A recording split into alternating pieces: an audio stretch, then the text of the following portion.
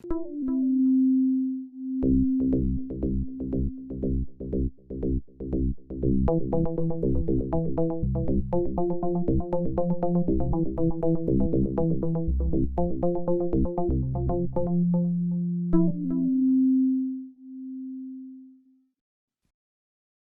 breath. You can literally ask me anything. Nothing. Just like off topic. Really? Yeah. What's your middle name? Cheever. Wow. Yeah. So what's your full name? My full name is Emma Cheever Willmann. Emma Cheever Willmann. Emma Cheever Willmann, yeah. Welcome to the Hot Breathiverse. Thanks for having me. I appreciate it. Yes. What is Cheever a family name? What is? So Cheever it's actually, there's a really famous, or no, I guess he's maybe not that famous. There's an author named John Cheever. Have you ever heard of him? Okay, so he's definitely not that famous, but he is, I'm like loosely related to him, but I think it's just like a very like New England, European New England name. And then Willmann is German. Okay. Yeah. All sorts of famous people in your family. No famous on the Willmann side, but John Cheever, loosely the author. I haven't read any of his books, but in certain circles, supposedly very well respected. But don't you have a cousin that invented Magic the Gathering? Yes, I do. So you're very famous. But okay, so so my mom's family's big, and yeah, Richard Garfield. Okay. Yeah, he started Magic the Gathering. How did you know that? I know everything about you. That's Emma. amazing. Yeah. Richard, I've only met him one time, but I've met the rest of his family, multiple times. That's so funny. You knew that. So I was always trying to invent stuff when I was a kid, like I always just like I used to write into Ben and Jerry's about ice cream flavors, just like always trying to invent stuff. And when I knew that I was going to meet Richard, because his family, they all live in Portland, Oregon, when I knew that he was going to be at this family gathering, and at this point he was kind of like a legend because he had been, this is actually good for comics here, he had been trying to invent a card game for years. No one believed in him. He asked everyone to give him $5,000 and he said, I promise if I ever sell this, I'll pay you back. And a lot of people were like, no, get a real job. Then he sold it and now he's richer than anybody ever. So like my Uncle Abe, his godfather, is like, if I had given him that money, like the people that he did help him out, he paid back like tenfold. Right. Yeah.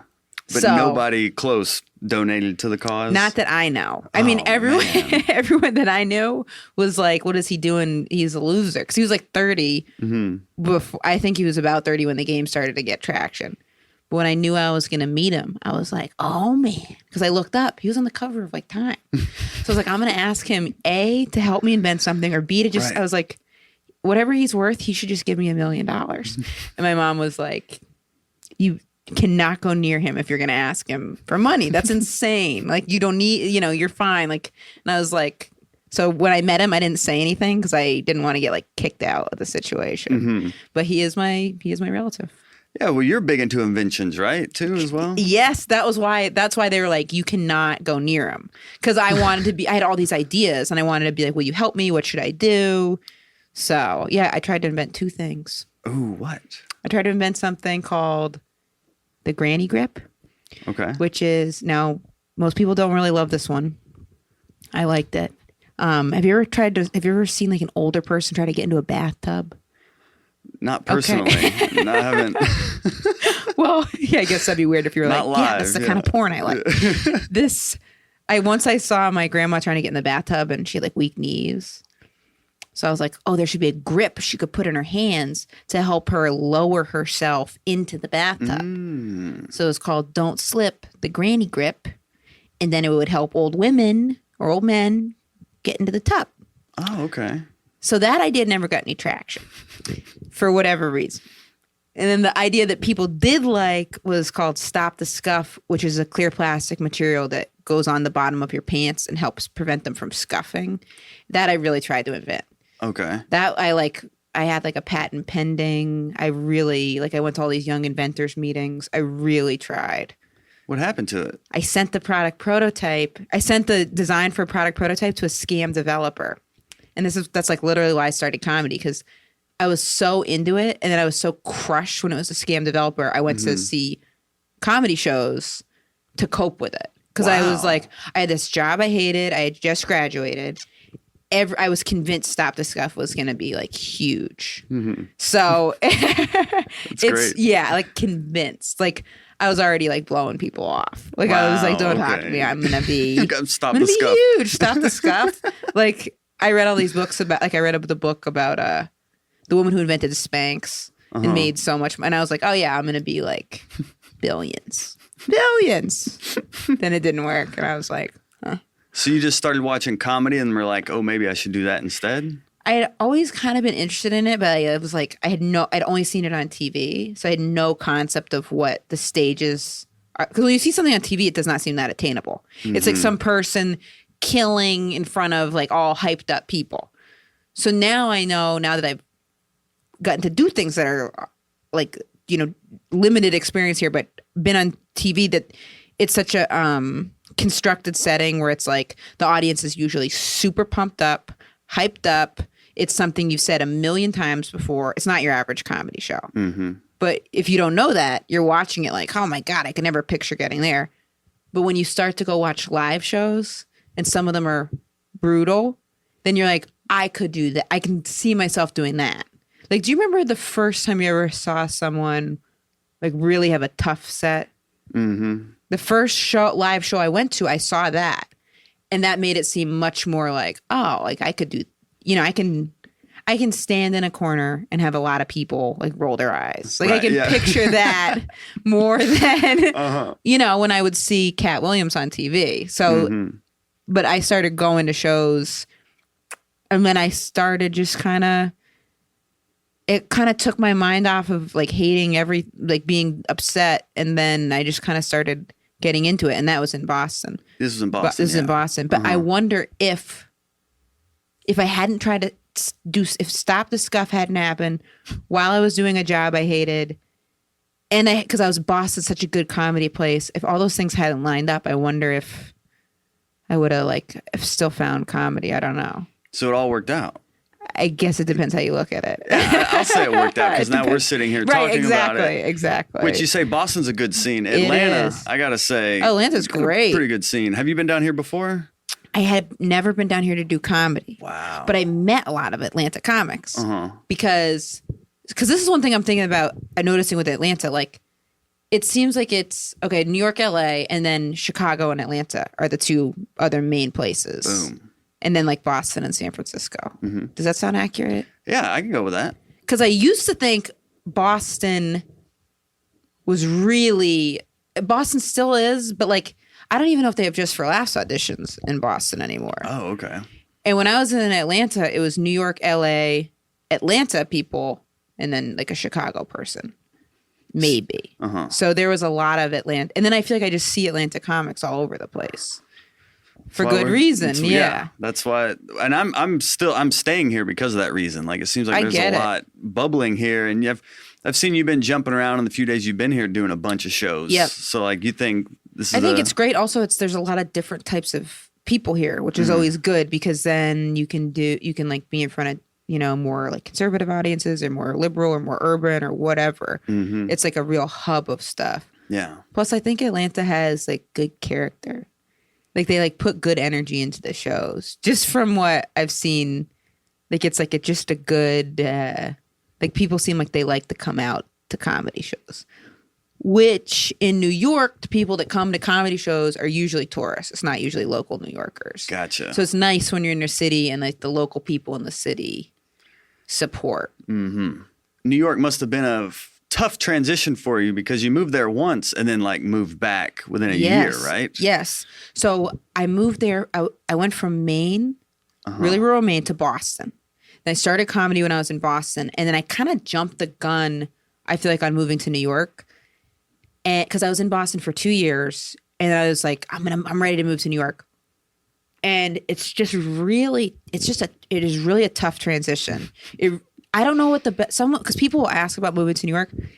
I don't know if there's any perfect time, because it's like, if you move when you're just starting out, that's great because you have nothing to compare it to. So you're like, oh, this just sucks and it sucks. And you don't think, oh, if I were in Boston or Atlanta, I'd be like better quality of life, getting better show, so you just that can make it good. But then that can also be bad because you're not getting to perform in front of real people, which is, or if you get really accredited in the city you're from and then you move to New York, then that sucks because you're like starting over. Right. But you're not totally starting over. It's like you start over in that you have to like kind of do a lot of like really shitty things for a couple months. But then I think you go much farther than you would have if you hadn't like developed and gotten credits in your city. Does that make sense? Yeah, that does make sense. Yeah. So you're still getting better at comedy wherever you are. So you can climb the ladder that much faster if you're better. Right. With at least some skill set. And also knowing that it's not always like that brutal. Because when you first move to New York, it's just a tough city to be in no matter what.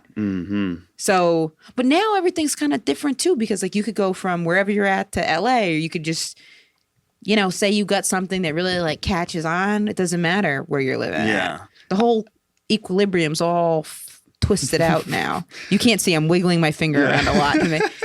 It's all finger point all over the place. It's all different. Yeah, and you can blow up from anywhere with the internet and everything. Some guy in Ohio could like do some like cat dancing thing right now and figure out a way to make it regular. And he could be more famous than the funniest comedian anywhere ever that does not have a dancing cat. Easily. And I interviewed Shalewa Sharp on here. Oh, nice. She's hilarious. Is she from Atlanta? She's from Atlanta. Nice. She's from Atlanta, and she was talking about having moments of just crying on the train. I haven't had that. Oh, man. But I don't know if it's like I'm an emotionally frozen, awful person, because it seems like you should. Yeah. That's healthier of her than me. I haven't had that at all. I didn't know what happened in that year where you were like, I got to get it back out of here. So what happened was okay. My parents, when I was doing comedy, were like, this is crazy. What the hell are you doing? Wow. And I brought my mom to a show that my dad, every show he's come to was like the best show. Like he had like a disproportionate, like a messed up view of comedy because he was always like, say he went to like 5 shows my first couple years. They're like the best shows I've ever done. My mom literally came to the worst shows ever. The worst. Like this one she brought me to, we parked behind a car with a Confederate flag on it. We walk in, this guy's talking about raping Asian women and it's okay because their eyes already look weird. Like literally saying that. Whoa. He's like destroying, it's somewhere out in Rhode Island. My mom looked like she was going to cry. And then she's like, you have to promise me you'll look at grad school. Please. So I looked at grad school and I got into school in New York. So I was there for 2 years doing that when I was starting out comedy there. But I studied like entertainment business. So when media studies, entertainment business. So when I graduated, I was like, this shit is fucked up. Cause like I was reading about like how you like publicity and agents and managers and how people become celebrities. And I was like, man, this is brutal. So like I wanted formula to it. That's what I was trying to like learn. And there isn't. Like, it's like, you have to get a lot of exposure to people who know who you are and they have to gravitate towards you. Like there's a lot of like ingredients in the soup, but it's a crazy soup. So when I graduated, I was like, I have to try to see if I can just try to do something else. And then I stopped for a full year and went back to Boston. Full year. Wow. I know. And it was probably the best year of my entire life. It was great. When you weren't doing comedy? Yes. It was great. Like I caught up with friends. Like I had a job I didn't really like, but I was making it work. Dated a ton. It's great. Did you also quit recently and think about going into like management? No, that was then. That was then. That was the year. No. And then, but what happened was I missed it. And I was just like, you know, I would go in these like, I got this job and then I would go on info interviews about like thinking about being an agent or a manager or, you know, like I was just kind of think about that. But then I was like, I felt like I'd always wonder what would happen if I hadn't, you know, pushed it myself. And then actually, this is crazy. I went back. Okay, so when I went back to New York, I got fired at my job in Boston. Doing what? I lied my way into getting this job selling educational travel. Okay. Now, the fact that I didn't get fired in the first week is insane. Literally lied on my resume. I called a recruiter. I was like, what kind of resume can you get a job for? He sends me an example. slap my name on it. I go, what do you know? That's my resume. And he goes, oh, great. And then he submits me for a job. I kind of don't do that well in the interview. I get a second interview and they call my reference, who was my friend who's an actress who pretended to be my old boss. She kills it. So when I come back in for the second interview, they're like, Emma, we would be honored to have you. She was like, I made it sound like you should be president. Like, she was like, she's like, I laid it on thick. This was like for like a shitty little entry level job. And I was like, okay. So I got the job, but I did that for the year. And then when I got laid off, I like used that time to like come back to New York. But I applied for, I was on unemployment. I applied for an internship at a talent agency because I was like, should I try to should I do what I really want to do, go back to comedy, or should I really give a fair shot at being an agent here? I still had a lot of friends that were comics, so I would ask them what they liked in their agents or managers or didn't. And I was like, I'm going to apply. And I applied for this agency. I applied for 2 agencies to be in the mailroom. Wow. Got recommendations from comics. One of them was this place called APA. And then I applied to one at Gersh. APA, I didn't even get like an interview to work in the mailroom. And then I ended up like signing. Then when I started doing comedy again, they signed me on as like a client. And when I was in there and they were trying to like win me over for whatever psycho reason, it's not like I was talking to anybody else, but like they were like, we really want to work with you. I wanted to be like, I wanted to work with you in your fucking mailroom as an agent assistant, like peon, to have probably you yell at the person 5 rungs above me. But I was like, so that was like a nice come around thing. That is nice. And then they dropped me right after Colbert. And now I'm actually with Gersh. What? I know, it's crazy. They drop you right after Colbert? Well, I think they knew that I was I was like starting to look around on them, and then they were like, yeah. And then, but now I'm in a place where I've never felt more like actually really good about the people I'm working with. Like they care and they're proactive and like they have great insight. So I feel good. I feel like a lot of times in this business when something shitty happens and you're like, oh my God, how am I ever gonna, what the fuck? Right. Then something else kind of happens and you're like, oh, all right, it worked out and I wish I hadn't gotten so stressed. Right. Yeah, Does that sound accurate or is that? Yeah, I think definitely the crest and trough. Like, the crest and trough. Exactly. High lows is definitely, seems to be a trend. The tide will come in, but it'll also come out. Maybe it's like that in everything though. I don't know. It's probably life. Yeah. It's probably life. But and then but we think everything is just comedy. Everything is comedy. I always am like, when I'm talking to friends that aren't in comedy, I'm like, well, in comedy, and they're like, what, you compare yourself to other people? They're like, yeah, I'm a nurse. I fucking do that too. And I'm like, you do? And they're like, yeah. But we're special. Exactly. Yeah. It's so, do you think people are more self-absorbed that get into comedy, or you just have to be self-absorbed by virtue of trying to make something of yourself? Well, everybody is self-absorbed and self-interested. That's why capitalism failed. Because at the end it is? That's why I failed, do you think? Well, that's what... Well, I mean, like a lot of economists predicted the end of capitalism just because at the end of the day, we're all self-interested and we're just going to look out for us. Right, like the fight or flight response. Yeah, and greed had just gotten to a point to where, the bubbles burst. Wait, that's why socialism failed. Is that why? Well, capitalism... Capitalism failed? I feel like we're in the middle of capitalism failing. Really? For us. I don't think so. I don't know. I don't know. I don't read the news. I don't. It's you're the philosophy right major. Now? I don't know. Oh yeah. Wow. You are good. Yeah. I studied philosophy, but I don't know. I don't know anything. I know when I think something's really wrong, but like if I could see capitalism failing right now. Absolutely. Yeah. Shit. It's an exciting time. Oh God. But not to steer back. Yeah. Towards comedy, but this was a big question in interviewing you that I wanted to know about was Colbert, because you're one of the few comics who have performed on Colbert, and you were on his live show. Oh yes, as well. Like you're one of the rare to get on there, but then also to be on his live show. Well, I got a story for you about that. Please. Okay, so this is how this happened. Okay, so this is also, again, the universe just kind of like wiggling around. So I had done a college like that said it was only a 3-hour drive, but it was more like a 6-hour drive. And I was really pissed off about it. So I went out there, did the school, come back that day. I'm like, oh, fuck. Like, I don't even have time to go back, take a shower. I return the car and I like have an hour to kill before I go to the Comedy Cellar. I had just gotten in there. You know, I was like, I just like went to the Gap and like changed there. Like I feel so mangy.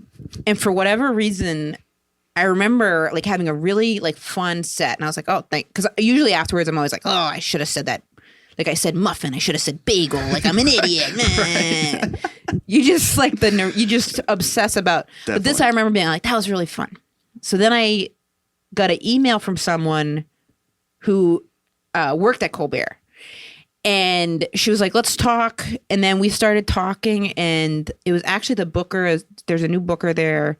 I think she'd only been there like 4 or 5 months. She took over for Eddie Brill. Okay. She was super cool. She was like, you know, I want to help work on a set. Like, it could take a long time. It's a whole process. And I was like, okay. So we just kind of started talking. And then I think it was like maybe three months later that she actually, oh, yeah. So I was like, I'm doing an industry showcase. I was like, come to that. And I remember it was like, I was nervous that she was there. And you know how industry showcases are very like, everyone's kind of like on edge. Yeah. So afterwards she was like, hey, like, I don't think of stand up as a dog and pony show. Like you can take me wherever you feel comfortable. It's not about showcasing. It's about developing a good set. Wow. And I was like, who the fuck are you? I was like, that was the greatest thing I ever heard. Mm-hmm. And then I took her to this place, like a real dive bar. And I was like, can I work on my set here? And she was like, yeah, whatever. Like, let's just start working on it. So I started working on it there at like this like place. And then my friend runs the show and he's like, is that the Colbert booker? Like, why are you bringing her here? I was like, she said we could work on it wherever. And he was like, all right, like, I'll get her a nice seat. Like, it's like literally in like this like scuzzy basement. So we started working on the set, and it was a great experience. Like they were like really, they were great. They were like, we don't know when we'll get you on. And then it was I remember there was a Monday, and they were like, actually, could you do it soon? And I was like, okay. And so we had it already. I was like, yep, let's do it. And I invited like my mom, all my like some friends, and it was me and Bruce Springsteen. So people were like kind of like all these Bruce Springsteen fans were there. And when I got there, my car pulled up and the only other guest is Bruce Springsteen. So they think I'm Bruce Springsteen. So I hear like crazy cheering. And I was like, what's going on? And I messaged the booker. I was like, I just arrived. And she was like, okay, like there's a lot of Bruce Springsteen fans outside, just a heads up. And I was like, okay. So I'm like, all right, that's definitely what it is. And they're like, cheering. I stepped my foot out of the car and there was an audible, and I was like, no, I was like, I'm sorry. And then I got really nervous and I didn't know this. Bruce Springsteen fans, when they cheer for him, they go, boo, Bruce, boo. I didn't know that. Wow. So someone starts going, boo. And I'm like, and I scuttle inside because I thought I was getting booed. I thought they were booing me for not being Bruce Springsteen. And like tension, I was already like, this is fucking crazy. Like, what am I doing? So luckily what happened was I ended up getting bumped. Okay. So I was like, oh my God. And then I got bumped because Bruce Springsteen went long. And my mom was there and was like, this is ridiculous. Like, can't I talk to someone? I told everyone you were going to be on tonight. And I was like, shh. Like, you're not talking to anyone. You're not complaining to Colbert that like I wasn't on tonight. He is no. Put a lid in it. So then they were like, okay, come back and you can come back on Monday and do it on the live show. And I was like, okay. Wow. So, but I was like, I had all the build up for that Thursday. And then since that didn't happen, then I felt really, I don't know, not that stressed out about the Monday. And it's interesting because people will be like, oh, it was live. Wasn't that crazy? I feel like since stand-up is always live, I didn't really think about that. Yeah. But it worked out and like I was like happy with it. I was happy. I guess, I don't know. I didn't really think too much about it being live. How long do you think it took you to develop a set to be ready for that? Like a long time. Because, okay, so when I met, it took a long time because I had been trying to make a set. I think it was like maybe a year and a half before that. I spent a while trying to make a 5-minute tape. Just kept on not getting the tape. So then I just was like, I'm going to put a rest to it. And then when I was auditioning for Just for Laughs, I was working on a 5-minute set for that. And then when I tried to get it on tape, there was always something where I was like, ugh. So it took a while. Like years you're talking about. Yes and no, because it was basically just me like working on material, and then it took years working on the material I ended up doing on that. Gotcha. Yeah. Which is kind of embarrassing that it takes that long. I feel like that's everyone though. Right. Nobody just is like, oh, I'm gonna go do my new 5. No, everybody's everybody's doing like the foundation jokes that they know they can. And I've been slapped. trying not to do those since I did that. Yeah. I've been trying not to do that. Yeah. What's crazy is they reached out to you. There's this whole mystique. Oh, late night, you got to email the booker and you got to have this agent and this manager, and then y'all got to show up like a superhero team. She literally was at the show. The booker was at the show, and then she reached out, and couldn't have been more like cool. Like I didn't feel it. I don't know what the process is for other places. I don't know if it's like that. Open, but like, yeah, I felt like really like they were working with me, and it wasn't like a whole. Also, when she saw me do a 15-minute set. So it wasn't like I sent in a 5-minute clip. And then she was like, here's what I want. If you're going to do a 5-minute set, here's how I would want that to go for our show. And then I kind of started from there. I think if it had been me sending in a 5-minute tape, I feel like it's so anxiety producing trying to get that tape. Yeah. I don't even know if I ever would have gotten one together. It's very stilted, and you're overthinking every word, and all of a sudden, exactly. But I guess Just for Laughs worked out too. You were a new face, yep. So it all seemed you couldn't get the tape, but then you get it anyway. My auditions for Just for Laughs were so fun, and like I had a great time. The actual Just for Laughs was like okay. So there was no tape from that to be gotten. If anyone has a tape of that, please, you can blackmail me. No, it wasn't like, but it's like. The actual when you actually do the new faces, it is like it was. I loved being there, and I did Just for Laughs Toronto this year, and that was so fun. I wasn't doing new faces at it, but I don't know. It's so nerve wracking when you do new face. We build it up so much, yeah. But I think performers we all just need to like chill a little bit and know that nothing is everything, but everything's something. Like that was just a show that the booker saw me at. But nothing. We can't give any one thing all the power. Was Colbert everything you wanted, or was that kind of disappointing at some level? It was everything I wanted. It was everything I wanted, but also like since I've been in New York, like I've seen so many people with late night sets it's like they're just doing the same thing as everybody who doesn't have a late night set too. I think if I had been in Boston and someone had been like late night, I would have been like, oh, hello Hollywood. Like here we go. Like can't wait to have my own TV. Like excellent. Can't wait to be like X, Y, and Z.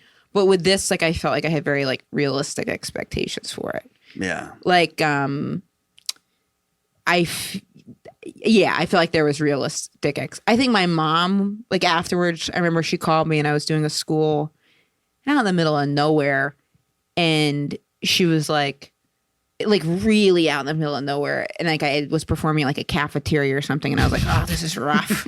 And then my mom, perfect timing, called afterwards and was like, has your life changed since you've been on television? Like, when do you think it's gonna when's it gonna click in? And I was like, no, it hasn't. No, it doesn't work like that. She's like, well, what does it work like? I was like, I don't know. I don't know. I don't know how it works. I don't actually know. But it did help. I guess it was like empowering to do. So have you been working on a 5-minute resume? Yeah, something for the resume. Yeah, I mean, I've been working on a 5-minute set. Conan was my goal for 2016. Yep. And now that it's December. Well, listen. I'm like, all right, maybe 2017. Exactly. Yeah. Totally. Or like James Corden, like there's like a lot of places doing sets. Conan's doing the most of them though. Conan's doing the most, but as soon as I saw Colbert start to do more, I was like, I would rather do Colbert because I think my material works more for his voice than Conan. And also on Colbert, they give you an introduction. Oh, so they don't do that on Conan? Conan just shows you, here's the set. That. With Colbert, he says, this is so-so from this and this, and then here they are. I didn't know that because I only watched the Conan clips online. Yeah. So he doesn't intro you? Oh, they may on TV, but online they don't. Right, and then Colbert's Colbert does have the intro. Yeah, I didn't even think of that. Yeah, does Conan come up and shake people's hands? I think so, yeah. Okay. Did Colbert? He did, yes. But did you get to interact with him? Like, it was pretty funny. Rob Lowe. So the night I actually did it, Rob Lowe was the guest. Mm-hmm. And he like looks great. Like he just like looks like a movie star. Right. So, and I was trying to just kind of be like a normal person. So afterwards, Colbert came up. He was really nice, and he shook my hand. He was like, "Good job," and I was like, "Thanks, man. Like you too. So, good job, good job."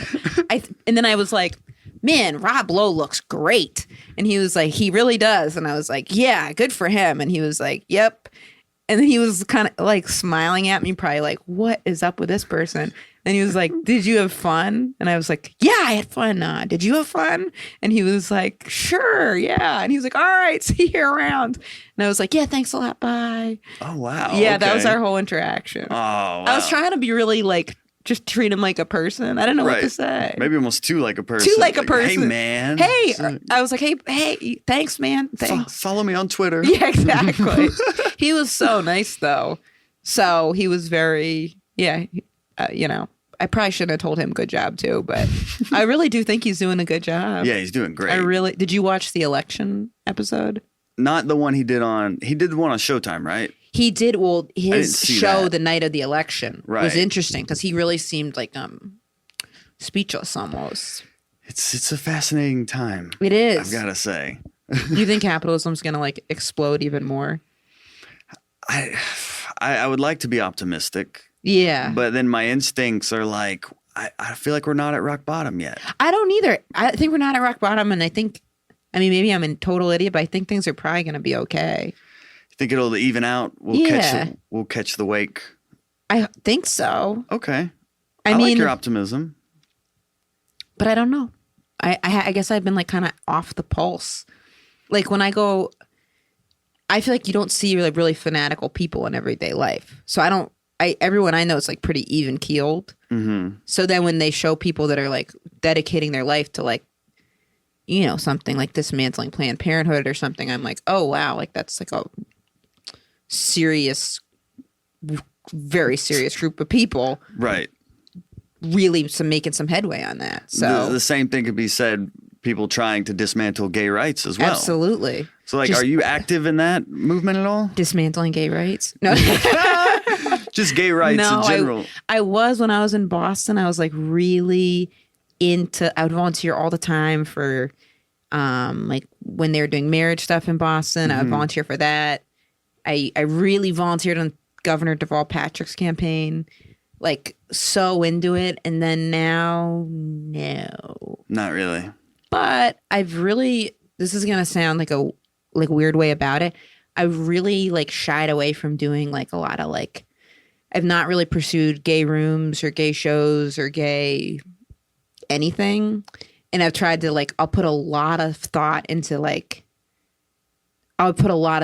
being like, okay, wanting to be like friendly and approachable, still myself, but like not being abrasive, and then not being abrasive, but still be myself. So it's like, like if I'm doing all these schools in the South, I'm not getting sponsored by like the gay student union. It'll be like the finance student union or the Asian student association or whatever. And every now and then the gay student association, which is great too.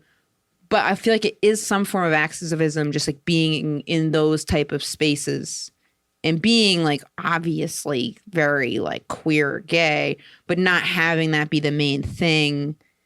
Because I've seen like when I see some gay comics that are just like on a like really like preachy about it, I really respect that, but that's just not me. Mm-hmm. So they might seem more activisty because it's like, I'm a lesbian. But that just wouldn't be the approach I would take. Does that make any sense? Yeah, it's interesting you take maybe that I approach. Can't call that activism. I don't know. But I do feel like I am in spaces that would not off the top go looking for a queer person. It's just like, oh, we're going to have this person. Oh, she happens to be this. Okay, whatever. Right, yeah. Like in Georgia, it was University of North Georgia at a military school. Mm-hmm. And it was awesome. Like it was a great show. So I feel like in some ways it's maybe activism just by being in that space. Just being vocal. Yeah. And like confident and pursuing your dreams and like being free. Because you started off, the first show you did was at like a gay poetry open mic. Yeah. It was like, and it was like, that was really fun. It was my friend's like gay open mic in this like really gay area. It was just like drag queens doing poetry. And then I told a story and was like, this is awesome. Like, killing it. And then I entered a contest and it did not. It was like, it went from like the friendliest space ever to literally, right when I went on stage, someone was like, you look like a boy, which is even fine to say. Now I'd be like, yeah, whatever. But at the time I was like, oh my God. And that's when I started being like, okay, like I have to really find a way to build a bridge here since I don't necessarily like look like the norm. Because you don't want it to be, I feel like a lot of comedy is like you want to feel like you could be friends with the person or you relate and see yourself in the person, or you hate the person so much you're like, I got to see what they're going to say next. So I guess I would be more like friend because I don't really see, I do look like I'll think about how I look. But maybe everybody does that too. Like last night I wore a red shirt, button up red. And I was like, oh no, I probably look really abrasive. So they're probably going to feel weird when I get on stage.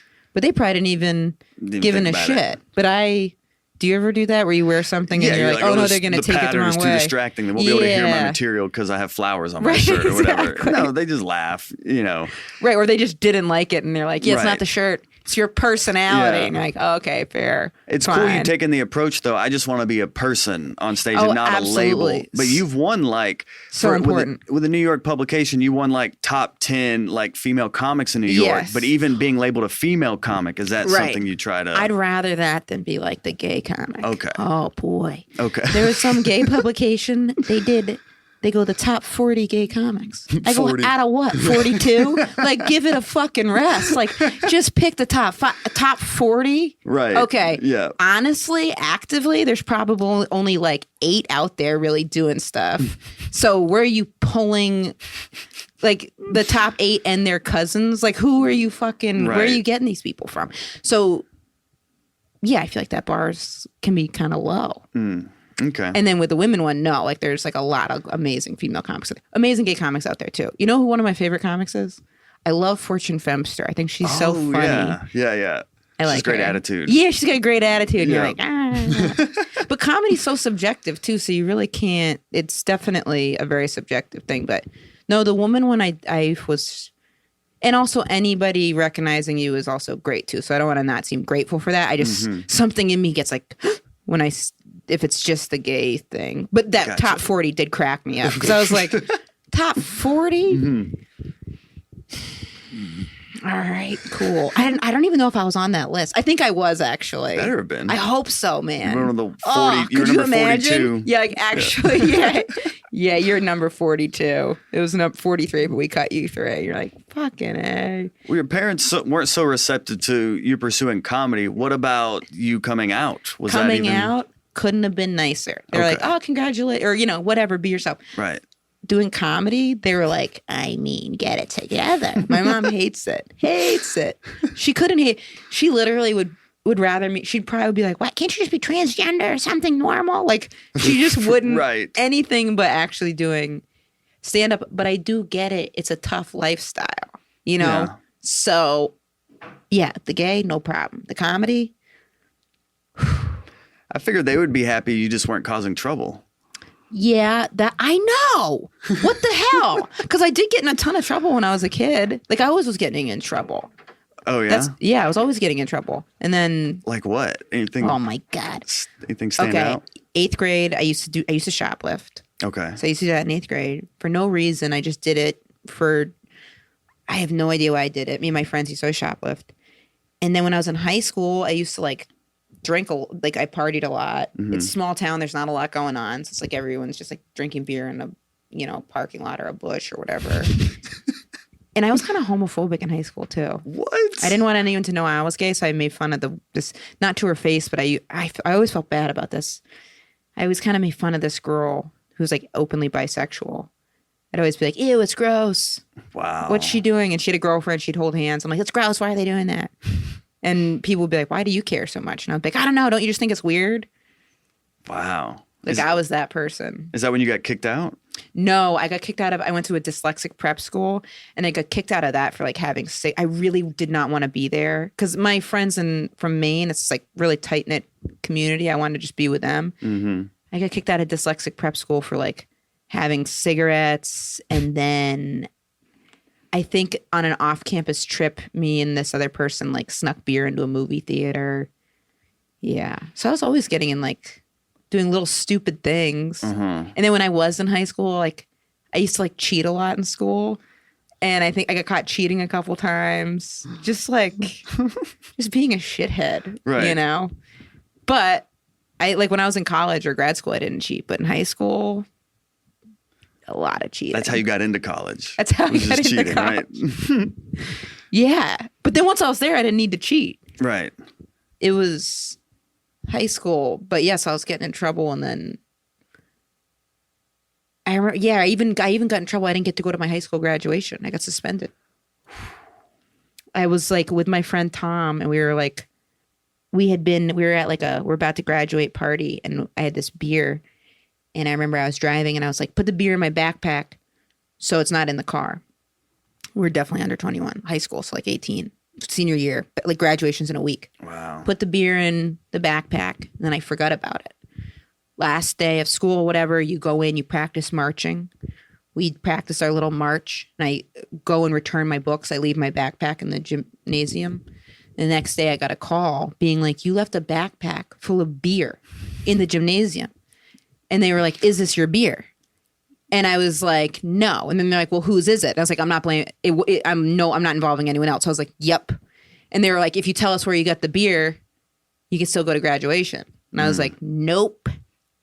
So they suspended me. Snitches. I'm not snitching. That's that hip hop. Yeah, I'm not into that snitching. I'm not going to get my friend's brother, who like already didn't want to get us beer anyway, in trouble. See, I'm still not saying his name. No way. It's going to the grave. But so I got like, that was like a lot of trouble. I didn't get to go to my graduation.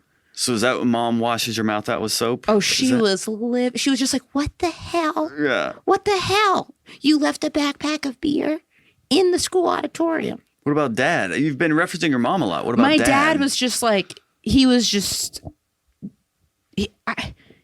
like kind of just like dumbfounded. I remember right up to graduation, I was like, can you believe I'm about to graduate? And he was like, well, you haven't walked down that aisle yet. Wow. So he's like, let's see what happens. That's how much trouble I used to get in. Wow. And I did student government. So I was like the vice president of the class and didn't get to go to graduation. Wow. Yeah. Vice president and the troublemaker. Yes. And your dad being the mathematician is like, it doesn't add up yet. Let's wait to see the final product here. I'm so impressed with your research. Yeah, my dad's a mathematician, which is also part of my cheating.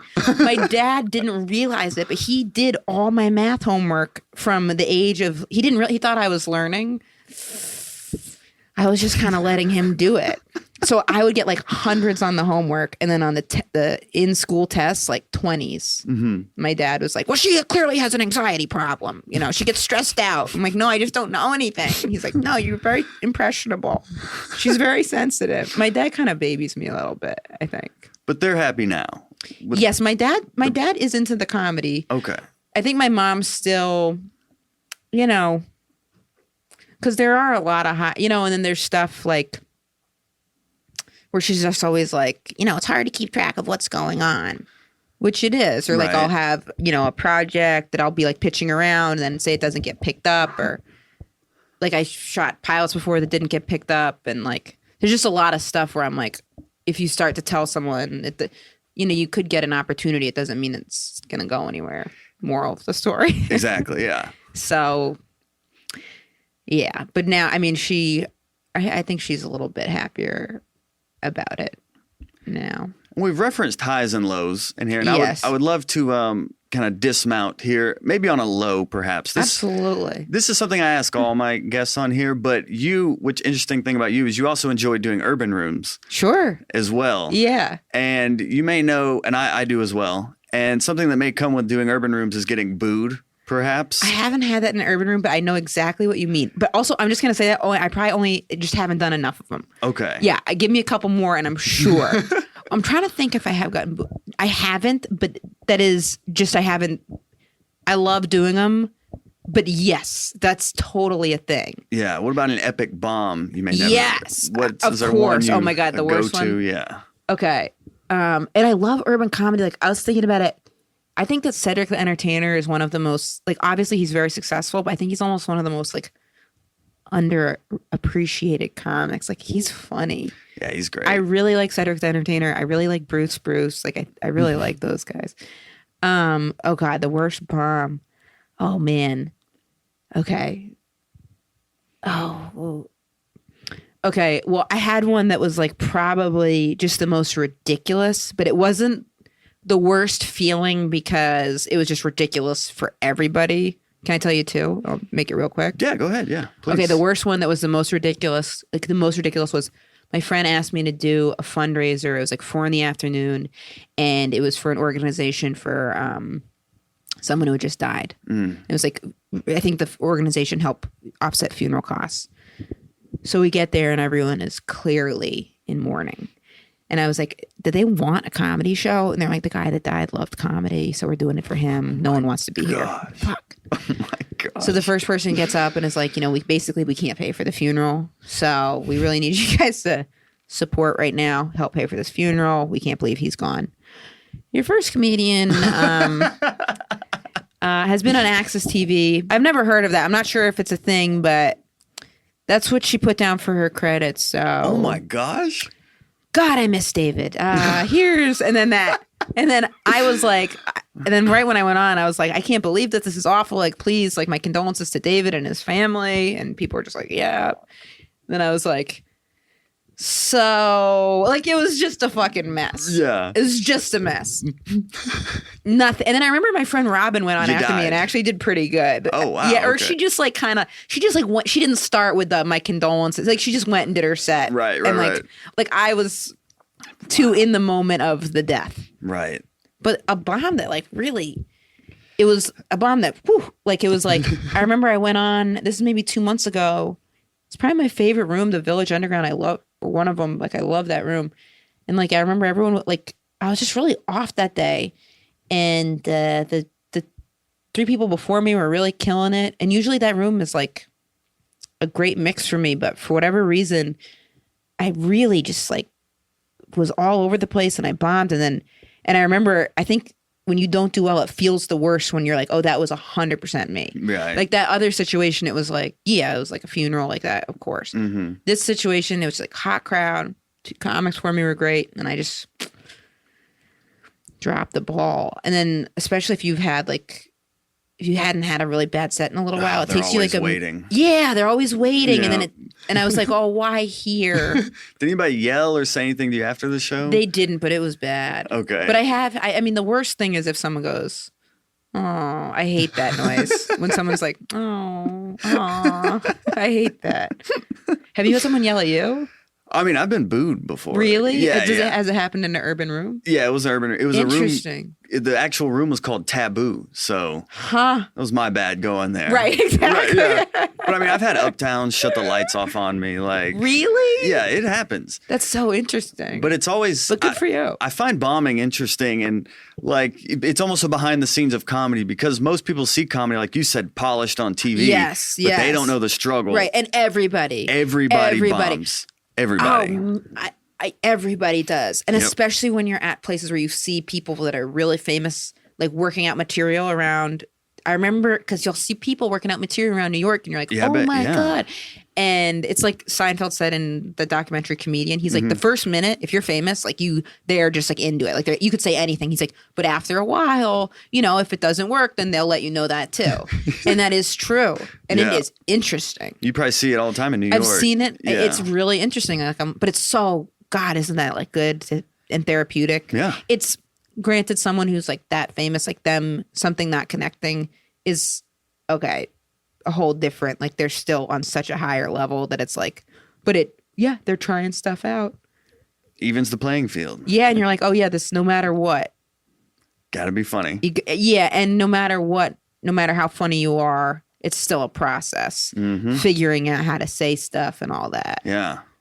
So where do you, as we close out here, what are kind of your goals and everything? Colbert had to be a huge one, but. That was a goal for sure. What else you got? Is hip hop involved in this as well? Well, I mean, I would love to do something that's like a music countdown thing, but my focus right now is is trying to sell a show. Okay. So I've been working on it for about a year. I've been like, it's such a process of like you write different things and then some things rise to the top and what you're pitching. But I've been really trying to get better at acting, like actually learn how to act, which is hard, but trying to do that. And then, just try to get a TV show. Your own TV show? Yeah. Well, you've being on the agency side and the talent side, do you have any insight for comedians that may be listening into maybe how they can help their career in one way or the other? Or just anything you've learned? I wish I didn't like, I mean, it's easier to say that I wish I didn't I want to say I wish I didn't stress out so much about the process. But then also I feel like in relationships with people will be like, why are you like stressed out about it so much? And it's like, I wish I could have go back and been like after Just for Laughs, I wish I could go back now and been like, be easier on yourself. Like, what did you expect was going to come from that? It's just like it's just another thing. Like, gotcha. I wish it go back and be easier, but then it's like, if you're easier on yourself, would it like push you to then like really try to like create something out of nothing? Basically, like everything I've like ever like really got was because I like tried for it. Like, because people, when I first got a college agent, people were like, how'd you get a college agent? And I was like, well, I when I got a good clip, I reached out to some. So you can't just blindly reach out to a talent agency. Like, they can't even accept submissions not from referrals.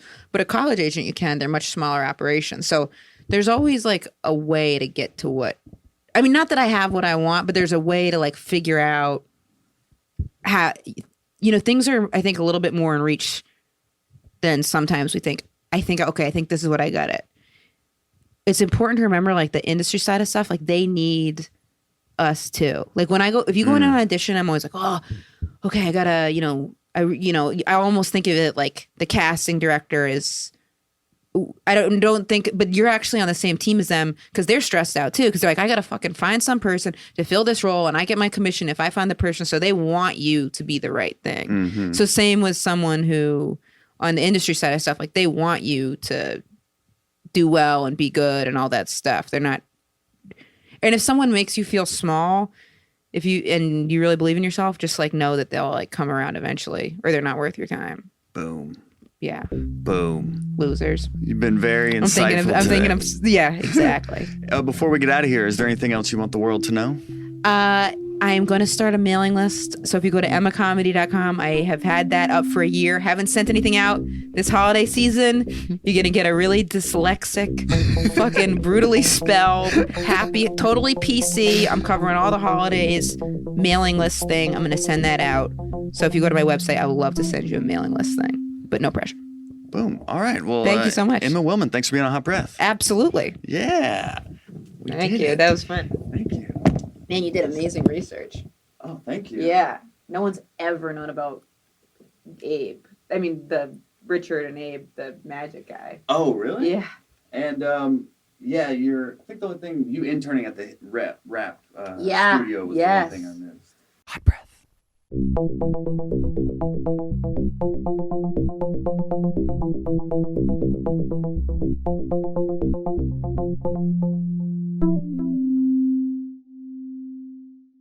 Hot Breath.